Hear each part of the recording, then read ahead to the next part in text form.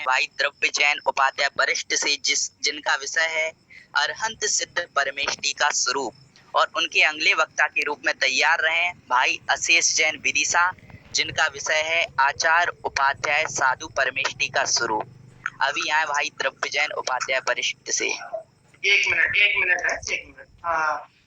मैं सभी वक्ताओं से थोड़ा निवेदन करना चाहता हूँ। अभी तो द्रव्य मुझे दिखाई दे रहा है, सही बैठा हुआ है। आप पहले से ऐसी कोई स्थान पर बैठे हैं, आप मोबाइल नीचे रख लेंगे, ऐसा मोबाइल रख लेंगे, ऐसा आपका चेहरा आएगा, तो ऊपर का पूरा दिखाई देता है, आपका चेहरा दिख नहीं पाता है। सामने कोई एक जगह सेट करें आप, और ईयरफोन लगा लें अच्छे से, तो सामने आवाज आ रही है कि नहीं पहले से ट्राई करके फिर आप बोलना शुरू करें, क्योंकि आपने विषय की तैयारी बहुत अच्छी की है। विषय की तैयारी बहुत अच्छी होने के बाद भी अगर ये सब जानकारी, टेक्निकल जानकारी आपके पास नहीं होगी तो आपका विषय लोगों तक नहीं पहुंच पाएगा। द्रव्य जैन।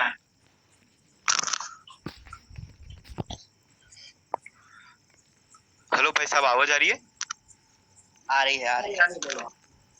ओम नमः सिद्धेभ्य।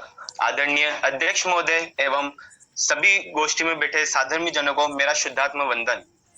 इस कोरोना के काल में भी हम अपने प्रयोजन को भूले बिना तत्व ज्ञान का लाभ ले रहे हैं, तो उसी गोष्ठी के क्रम में आज मेरा विषय है सकल निकल परमात्म द्वेदित तीन में घाति निवारी, श्री अरिहंत सकल परमात्म लोकालोक निहारी, ज्ञान शरीरी त्रिविध कर्म मल वर्जित सिद्धम हंता, देहे निकल अमल परमात्म भोगे शर्म अनंता।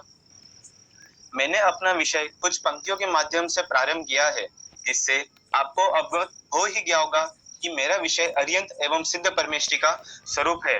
अब मैं ज्यादा भूमिका न बनाते हुए सीधा अपने विषय की ओर चलता हूँ, और इस विषय को मैं 3 बिंदुओं के माध्यम से समझाऊंगा। सबसे पहले अरिहंत का स्वरूप, दूसरा सिद्ध का स्वरूप, तीसरा अरिहंत और सिद्ध में अंतर। तो आइए हम चलते हैं सबसे पहले बिंदु पे, अरिहंत का स्वरूप। अरिहंत के स्वरूप को मैं 5 बिंदु के माध्यम से समझाऊंगा। सबसे पहले किस विधि से अरिहंत बनते हैं, नास्तिक रूप से क्या नहीं करते हैं, अस्थिर रूप से क्या करते हैं, लोग उनकी उपासना क्यों करते हैं, और अरिहंत परमेष्टि के अन्य नाम। अब भैया पीपीटी हटा लो। तो हम सबसे पहले देखते हैं कि अरिहंत की विधि किस प्रकार से होती है। जो गृहस्थपना त्याग कर मुनि धर्म अंगीकार करके नीच स्वभाव में लीन होते हैं, जिनका 4 घाती कर्मों का नाश होता है और उसके जगह पे अनंत चतुष्टय प्रकट करते हैं, उससे ही हम भी इस विधि से अरिहंत बन सकते हैं। फिर उसके बाद दूसरा टॉपिक है नास्तिक रूप से क्या नहीं करते हैं। जो अरिहंत परमेष्टि हैं वो सर्वप्रथम 4 घाती कर्मों में से 4 घाती कर्मों का नाश करते हैं। वो कौन से? ज्ञानावरणी, दर्शनावरणी, मोहनीय और अंतराय। इन 4 घाती कर्मों को नाश करने से 4 अनंत चतुष्टय प्रकट करते हैं। वो कौन से? अनंत दर्शन, अनंत ज्ञान, अनंत सुख, अनंत वीर्य। फिर दूसरा, वो भाव कर्म का नाश करते हैं। उसके अंदर भाव कर्म का नाश करके वो मोह, राग, द्वेष आदि विकारी भाव का क्षय करते हैं और उनसे रहित होकर शांत रस रूप परिणमित होते हैं। फिर अस्थिर रूप से अरिहंत परमेष्टि क्या करते हैं। अब अभी हमने जो 4 गुण उनके देखे थे, जो उनको अनंत दर्शन, अनंत ज्ञान, अनंत सुख, अनंत वीर्य जो प्रकट हुए थे, उससे उनको किस प्रकार की कार्य की सिद्धि होती है। तो वो अनंत ज्ञान से वह अनंत गुण पर्याय सहित समस्त जीवादि तत्वों को युगपत प्रत्यक्ष विशेषपने से जानते हैं। फिर दूसरा, अनंत दर्शन द्वारा उसका सामान्य अवलोकन करते हैं। तीसरा, अनंत वीर्य द्वारा इसी सामर्थ्य को धारण करते हैं। और चौथा, अनंत सुख द्वारा निराकुल सुख का अनुभव करते हैं। फिर उसके बाद अरिहंत परमेष्टि के 46 मूल गुण होते हैं। उसमें से 2 भाग में आप डिवाइड कर लो, एक तो आत्माश्रित और दूसरा शरीराश्रित। आत्माश्रित के अंदर 4 आएंगे, अनंत दर्शन, अनंत ज्ञान, अनंत सुख और अनंत वीर्य। और शरीराश्रित के अंदर 42 मूल गुण आएंगे। वो कौन से? 10 जन्म के अतिशय, 10 केवल ज्ञान के अतिशय, 14 देवकृत के अतिशय और 8 प्रातिहार्य के अतिशय। तो इसके बाद अब हमारा टॉपिक रहा कि लोग आपकी उपासना क्यों करते हैं। तो लोग आपकी उपासना इसलिए करते हैं क्योंकि आपके स्तवन करने से, आपकी भक्ति आदि करने से हमें कषायों की मंदता होती है उसमें। फिर जीव और अजीव में विशेष पने का भेद ज्ञान होता है। फिर आप देवादिदेव पने को प्राप्त हो गए हैं और आप अनेक अतिशय एवं संयुक्त से पाए जाते हैं और आपके वचनों के मात्र से ही पूरे लोक में धर्म तीर्थ प्रवर्तता है। फिर अरिहंत परमेष्टि के अन्य नाम। अरिहंत परमेष्टि के अरिहंत, अरुहंत, अरहंत, केवली आदि ऐसे अनेक 1008 नाम है आपके। उसमें से एकदम मैं स्पष्ट करता हूं। जैसे अरिहंत, अरि प्लस हंत। अरि मतलब शत्रु और हंत मतलब नष्ट करने वाला है। मतलब क्या, जिन्होंने मिथ्यात्व आदि शत्रु को नष्ट कर लिया है, ऐसे हमारे अरिहंत परमेष्टि हैं।